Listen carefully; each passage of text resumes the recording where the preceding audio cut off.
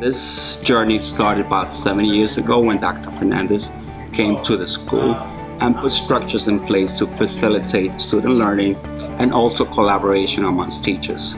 What we really wanted to do was give teachers time to plan. TT is important because it gives the teacher an opportunity, a vehicle to discuss their concerns and how they could go about providing the necessary resources to provide an education to the population that we served. So it basically allows teachers to have conversations about best practices, obstacles, and resources. I think that it all starts with instruction in the class. I think that the curriculum, the way it's set up, is really challenging most of the students. It's providing multiple entry points for different students, but it's basically really engaging the students in learning. I have been a 52 for many years, and what has changed is that we have the infrastructure in place for the teachers to be able to meet and plan units embedded in the common core. Now our teachers are meeting to discuss students' work, student progress. Teachers are meeting to develop their own units, and as the years progress, we have been able to modify, refine the units, but the teachers are the ones who are actually taking the lead in the curriculum development, but of course with a lot of support. I started trying to think of a way that how can we work together and maybe I can learn something from this experience.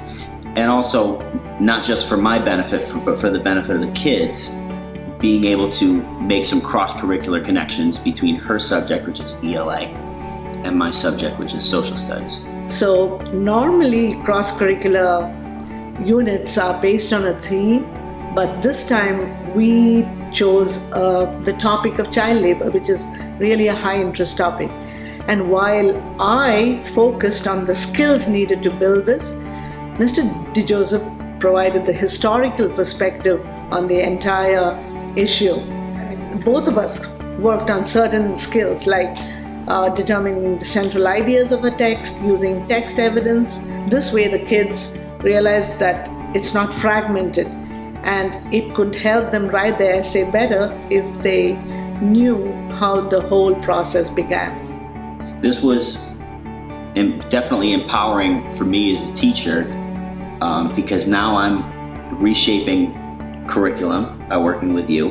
And we realized that when you design it yourself, there's a ownership here, and we invest a lot of time and energy, and the passion comes through to the students when we teach the topic. We could have found some sort of cross-curricular task that somebody else had developed, I'm sure, if we had looked, but it wouldn't necessarily be right for our student population.